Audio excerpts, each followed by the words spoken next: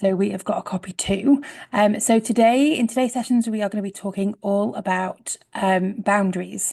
Now, boundaries are probably like one of the biggest challenges at work that we find and that we face is that how many people are kind of saying no, um, how many people are struggling to say no to extra tasks or managing your time or something else. Like boundaries are actually super, super important when it comes to how we work and how we deal with things at work. So it's definitely something that I want to touch on in the session today. And I think actually learning how to set your boundaries and how to really articulate your boundaries and be strong with your boundaries will really help you thrive at work. Um, so first and foremost, I want to have a think about what it is that boundaries actually are and actually understanding boundaries.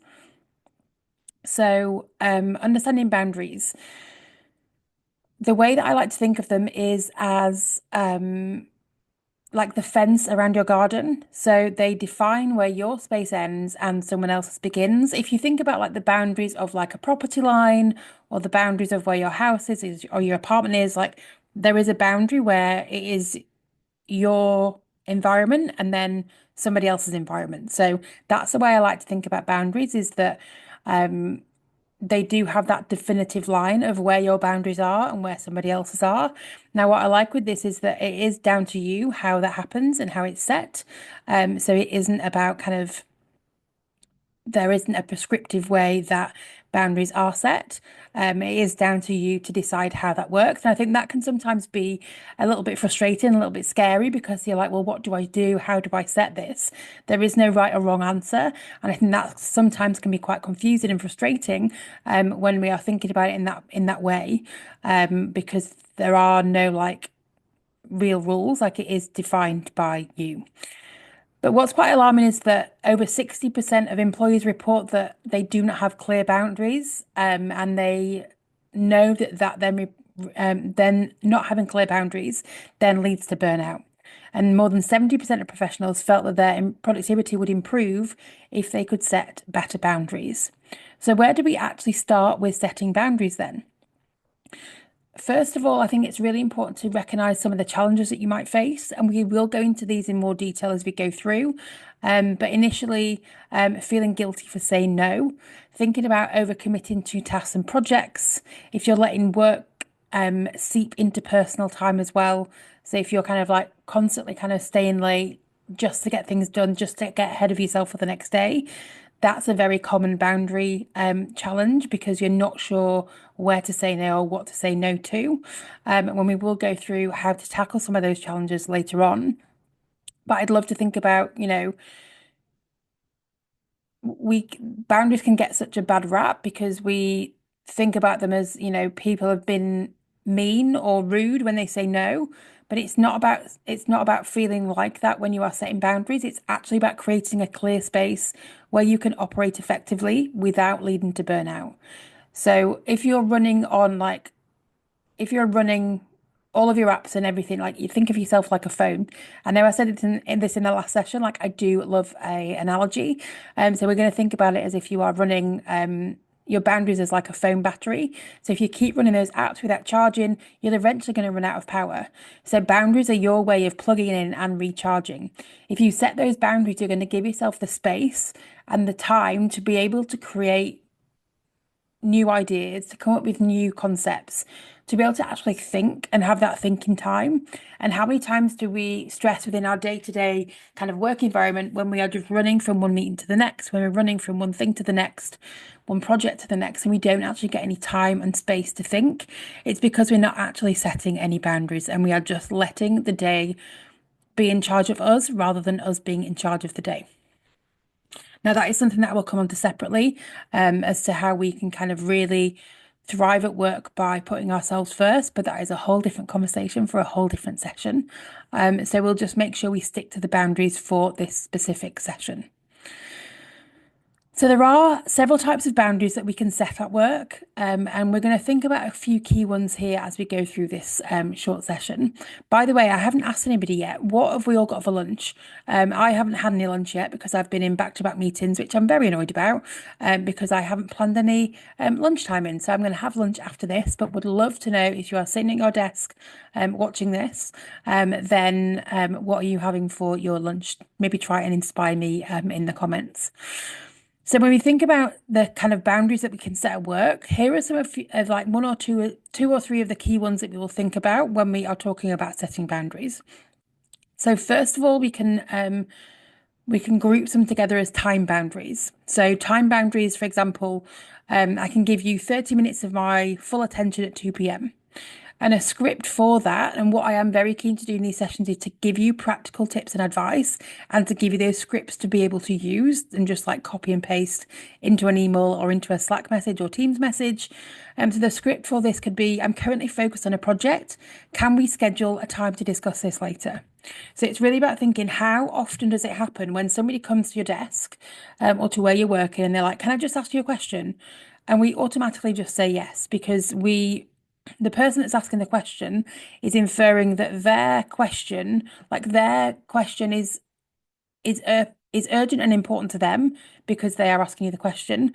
But just because it's urgent and important to them doesn't mean that it has to be urgent and important to you. And I think that's something that we really need to grasp hold of.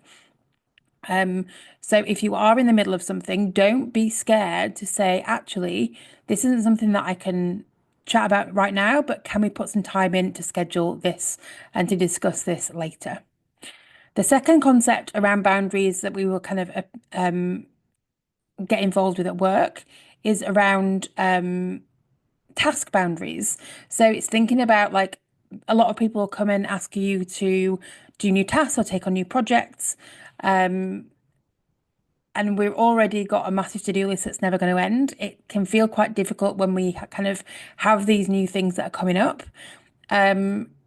So it's about being able to push back and manage expectations in the right way to be able to then take on any new work that's happening. And this conversation might be something that's happening in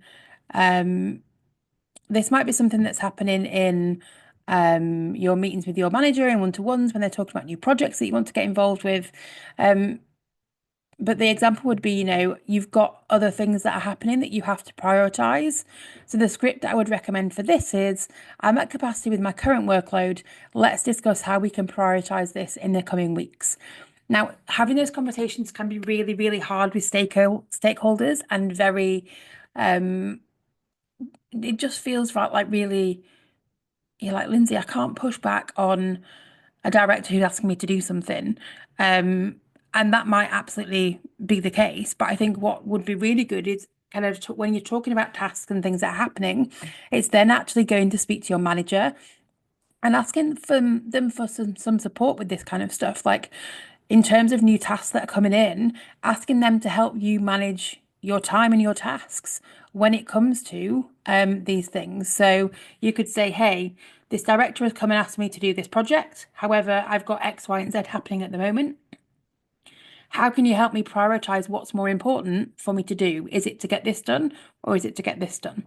And by getting them involved in that way, you're then kind of like sharing the load. So it's not just you trying to figure out everything yourself.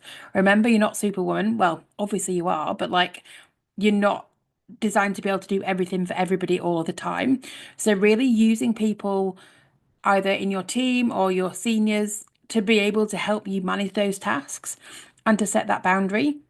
That means then you can go back and communicate that with your stakeholders to make sure that they understand that yes, their work that you've been passed is important to you, but also there is other priorities as well. And third and final with this concept around boundaries and the kind of different types of boundaries that we're talking about is communication boundaries. So an example might be that you only check emails at 10 a.m. and 4 p.m. And it might be that somebody might say to you, hey, have you checked that email yet? have you looked at that email that I've sent you? Like, how annoying are those people when they send you an email and then 2 minutes later they walk over to your desk and are like, have you seen that email? Have you looked at that email? No, I haven't looked at that email because I'm busy working. So it's just been able to go back to them and say, look, I have not had a chance to look at it yet. I will respond. My next time I'm going to look at emails is around 4, so I'll make sure I come back to you in that time. Again, it has just been really, really clear about that you are going to come back to them and when you're going to come back to them. But at the moment, it's not convenient for you to do so. And it comes right back to that point of if it's not just because it's urgent and important for them, doesn't mean it has to be urgent and important for you. Now, we talked about, just to recap, we've talked about 3 different kind of types of boundaries that we can set at work. So we've talked about time boundaries, we've talked about task boundaries, and we've talked about communication boundaries. Now, remember, these boundaries are like personal policies. It's not about being really rigid and being like, really, this is it, or it's my way or the highway, but it's about being really clear and being really consistent. And I think that is sometimes a difficult bit is that you'll be consistent with the boundary for so long, you'll get used to setting it, and then something will happen and you'll be like, oh my God, no, it's just easier for me to do it right now. And I guess the question is it actually easier for you to do it right now, or is it still worth you trying to maintain that boundary to make sure that you've got the space and the time to be able to focus on what it is that you need to focus on? So if you've got any comments in the chat, let me just have a look. Oh, I think I've frozen, which is excellent. Thankfully, I am recording this, so hopefully it's working. If it's not, I'm recording it, so I will share it afterwards. I love technology, it's my favorite. But what I'm going to do is share some tips for common boundary challenges that you might face when you are setting boundaries. First and foremost, it is around feeling guilt. And I think feeling guilty for setting boundaries is completely natural. And it only starts to get easier the more you practice setting boundaries. So it's remembering that saying no to others is saying yes to your well-being and your workload and your role, and saying yes to the things that you need to do as part of your job.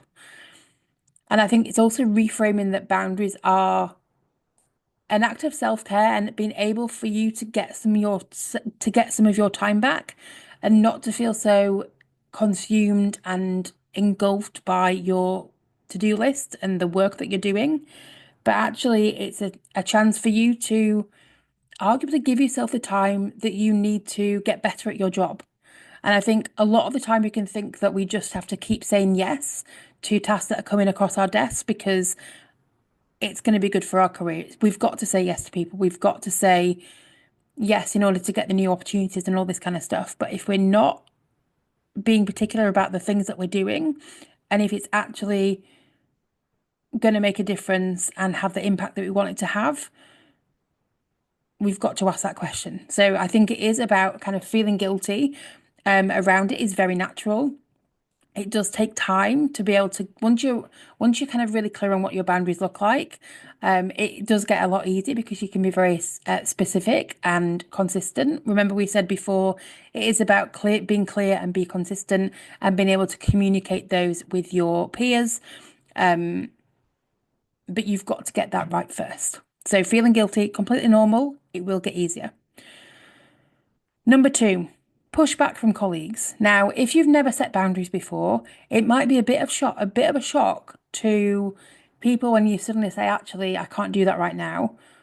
I've got X to do. Like they might be like, oh my God, sorry, pardon. Lindsay, you need to do this right now. Like this is really important. And I think it is just about, again, having open forms of communication and saying, like, I understand that it's important to you, but I do have other priorities that I need to focus on as well. And I think what is really important in this perspective it is because like you do work as part of a team, or you probably work as part of a team. You're probably a close-knit team, you're probably a small team or a lean team, as we would have when I worked in corporate before. So you are working with other people that are feeling a lot of pressure too, and they've got a lot of things that they've got on their plate as well. So the assumption is that you're just going to help them straight away. And I think it's okay to start pushing back on that because it is important for you to get the work that you've got to do done as well. And I think what is really great in this situation is that you're not necessarily saying no to things, that you're offering alternative solutions or compromises. So it might be, again, coming back to that idea that just because it's urgent and important to them doesn't mean it has to be for you. So it's then offering a compromise. So it might be, hey, I can't do this right now. Once I finish this project, which should be done by Wednesday, I will definitely help you with this. Or is there anybody else that can help you with this at the moment whilst I'm doing X, Y, and Z? So it's offering those alternatives and being able to come to a compromise to make sure that you're not just completely like forgetting your colleagues, because if the shoe is on the other foot, you might need to go to ask them for help as well. So it is about finding that balance. But again, it is about recognizing that if you drop everything to help somebody else, what's the impact of you dropping everything else going to be? The third thing to think about with kind of boundary challenges that have come up when I've done workshops or when I've done one-to-ones with my clients is actually being inconsistent with your boundaries. And I think it is really important for you to sit down and reflect on why it's actually important to maintain the boundaries that you are thinking about setting. Like what is setting those boundaries going to give you? How will that impact the rest of your life? And I think also really setting reminders to reinforce those boundaries as well will really help. So if, for example, at the moment you stay, and so I did a poll the other day on LinkedIn and also on Instagram as well, talking about how late people stay after their kind of contracted finish time, right? And I think at least 50 or 60% said they spent at least half an hour longer than they should be spending. That's 2.5 hours a week. That's that's over a day a month. That's an extra 12 days you're working without being paid, without being compensated. What could you do with those 12 days? What are you missing out on in those 12 days by staying half an hour late every day?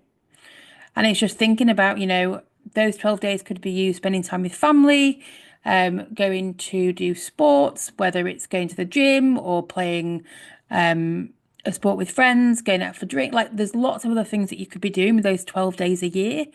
That was really quick maths from my perspective, so I'm not sure if I actually got that right, but I'll add it up afterwards and we'll see. But it's thinking about why maintaining those small shifts that you're going to start making, why maintaining that is really important. And something to think about as well when we're thinking about, you starting to be inconsistent with those boundaries, is the question around, have you started too big too quickly? So it's super easy when you might do one of these workshops and you kind of get super swept up. And you're like, oh my God, this is going to make such a difference. I'm going to set boundaries and I'm going to leave work on time every day at 5 p.m. No questions asked. Now, if you stayed until 6:30 every night for the last 5 years, it's going to be a bit of a shock to the system for you and the people around you if you suddenly start leaving at 5 p.m. every night. Because you've already been doing that extra hour and a half every day for the last however many years, you've got used to working at a certain level with that amount of time. It's going to be a shock to the system when you try and cut that down. It's going to be a shock to your team members, to everybody else when that happens. And if you do that, and then suddenly it's like you can do it 1 day or 2 days, but not 5 days, then that's where the inconsistencies start to come in. So what I would suggest is starting really small. So try to pull it back. So maybe 1 day a week, you'll leave on time. Just 1 day a week. And that is like an hour, half an hour to an hour and a half that you're going to get back every week, which is a lot of time. And then once you've kind of worked up from that, it's then maybe taking it to 2 days. Maybe by 6 months, you'll be at 3 days leaving work on time. And it might be then that because you've built such a consistent routine with your leaving time, you've got plans in place, you're doing things after work. There's not just the assumption that you are going to be there until the wee small hours of the morning, that then you can start getting to a place where you can leave on time every night. And that is just one example when it comes to when we were talking about time boundaries. But having something like that in place would definitely help. But I would definitely, from a challenge perspective, it is about thinking small and taking baby steps rather than trying to go full pelt doing everything at once and trying to be perfect in every way when it comes to setting boundaries because you likely fall over, which is expected. Like you're not going to expect like a baby when they're learning to walk suddenly to be able to run a marathon. Like it's just not going to happen. Like they'll take a couple of steps, they'll fall down, they'll get up, they'll take a couple more steps, they'll fall down, but they're not going to go from one extreme to the other, and you shouldn't either. Another massive thing that comes up when we're thinking about setting boundaries at work, and a main challenge is FOMO, so the fear of missing out, the fear of missing opportunities, not just missing out. And I think we can get very swept up in society that recommends how we should define success in a corporate world where we should define success in a certain way by climbing up the career ladder, by getting promoted, by becoming a team leader, by becoming a manager, by leading a team, by leading projects. Like it is all that kind of the next step. You're always looking for that next thing, the next rung on the ladder to move forward. And we get the fear of like, if I don't take this opportunity, what impact's that going to have to my career. Like, so I shall just say yes to it and then figure it out later. But the thing is, once you've said yes to it, you've committed to it. And when you've committed to it, you then have then got to work back and think, actually, how does this actually work against my current priorities? Like, does this align with my actual goals of where I want to get to? Is this something that I actually want to get involved with, or is it just because the person that's asking me is making it sound really exciting, but actually this isn't something that's going to add value to my career, my team, anything like that. So it's about just really questioning if it aligns with your goals and actually is fear of missing out okay? Because if you say yes to this, what are you saying no to? So yeah, that's another one to really take into consideration. And it's something that I always used to like, I'm still like, I don't want to miss out on anything. I'm like, oh my God, what happens if this happens or this happens? So it is something you have to keep going back to and be like, actually, does this align with my goals? Yes, it might be super exciting and really like shiny magpie syndrome and like, oh my God, this is amazing. But actually, does it really align with what I want to do? No, it might just be a shiny object and I'm being a magpie today. So yeah, definitely something to think about. One thing to remember though, like when we're talking about boundaries and setting boundaries, it is like training a muscle. So you go to the gym, you do the reps, you do the sets, you have a rest. You do the next sets, you do the next reps, you have a rest. The more you practice, the stronger you're going to become. If you just go into the gym, do one set with a low weight and then go on the treadmill for 30 minutes, you're not going to get any stronger. You're not going to improve. So it is about making those making that promise to yourself to try to consistently set boundaries. So it really is about figuring out and understanding what boundaries you need to set. When we think about implementing boundaries, this can feel really, really daunting. So, what I've kind of pulled together is a quick framework for you to be able to think about when you are starting to set boundaries and what that feels like. So, first and foremost, it's about trying to identify your needs. So, it's thinking about what are your biggest drains on your time and energy, and where do you feel most overwhelmed? Now, that could be everything, right? Like you could feel overwhelmed everywhere, but try and get really specific on what is draining you, your time, your energy, and where are you feeling most overwhelmed? Is it that you are in meetings back to back all day? Is it that your emails just don't stop pinging? Is it that Slack and Teams messages are consistently, continuously going off all the time, and you're kind of pulled away to respond to those and being reactive rather than being proactive with the work that you're doing? So, really get clear on identifying those needs and where you feel most overwhelmed.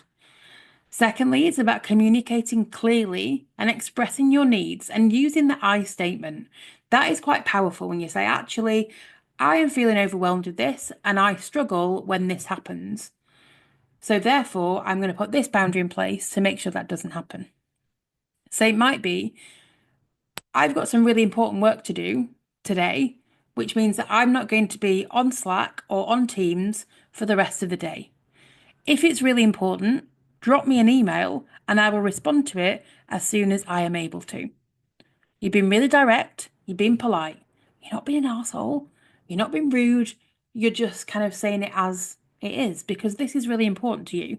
And if people keep pinging you with messages and you are allowing that to happen, that is then stopping you from doing the really important work that you said that you needed to do. So you're communicating clearly, you're using the I statements to say that actually this is important to me, and you're still giving people an option at the end where they can email you and you'll come back to them at a time that is convenient to you. It might not be convenient for them because they just want to get it off their desk and get it off their plate, but you will respond at a time that is convenient to you. The third part of the framework is thinking about maintaining consistency. So it feels so easy. Like if you're getting pushback and things like that, that you suddenly um you think that, oh, there's just no point. Like I might as well just reply to people because it's just easier that way. But it isn't easier that way because you are shooting yourself in the foot to get the work done that you actually need to do because you are on call for everybody else. So it is really reminding yourself about sticking to those boundaries even when it's tough. Even when you've got loads on your plate and you think, I'm just going to stay an extra half an hour to make sure that I am ahead of myself for the next day. I was so guilty of doing that. And I'd spend like 2 hours then just getting ahead of myself. What I then changed to do was actually 15, 20 minutes before I was due to finish, I'd be like, okay, what needs to happen tomorrow for me to be able to move forward? I would then write a really clear to-do list, get everything out of my head, have it on the piece of paper so that I knew coming back to my desk the next day, this is what needed to happen. So it's about really kind of when it's tough and there's things happening, it's easy to be like, I'm just going to stay, it's fine.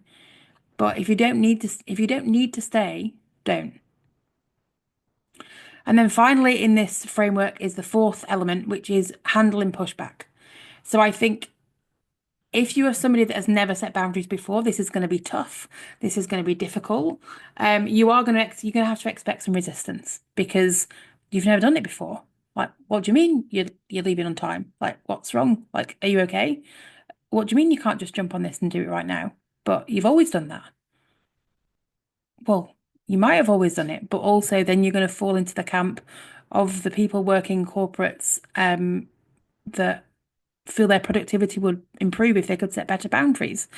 Or you might be falling in that 60% camp where not having clear boundaries has led to burnout before. Like you have to identify that there are actions that you're taking that are leading you towards burnout because you're not setting those boundaries, you're not communicating them clearly, and you're kind of being pushed over at the first hurdle when somebody's saying, no, I need you to do it right now. So it is about recognizing that you're going to expect some resistance to begin with, and then it's about reaffirming your boundaries really, really calmly. So I think what I would love you to do is at the kind of the outcome of this session is really for you to think about one boundary that you need to set this week. So go back to where it was identifying your needs, where you feel most overwhelmed, and which is one boundary that you think you could set this week. And I want you to write down what that boundary is, how you'll communicate it, using those I statements to express your needs, and what's the impact going to be if you set this boundary and stick to it.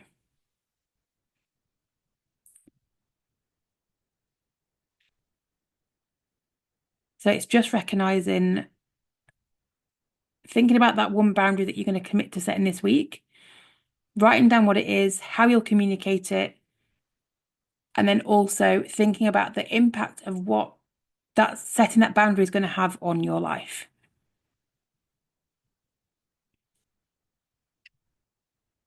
And we are just about at time. I can't see that anybody has joined us absolutely live, which is absolutely fine. But I just want to say an absolute massive thank you to people who have engaged with the recordings so far that I've done. It's been super great to have you involved in the sessions. Don't forget to join us next week for session 3, which is all about confidence, where we're thinking about how to build authentic confidence in your professional life. If you would like to continue with this journalized journey with some more personalized support, I do offer one-to-one coaching where we can dive deep into any specific challenges that you might have. And you can book a discovery call with the link that I will drop into the chat below this video. But thank you so much for spending your lunch break with me. I'm going to go make some lunch myself now. Might even treat myself to a cup of coffee. And then I'm going to go get on with the rest of my day. Thank you so much, and I will see you next week. Bye.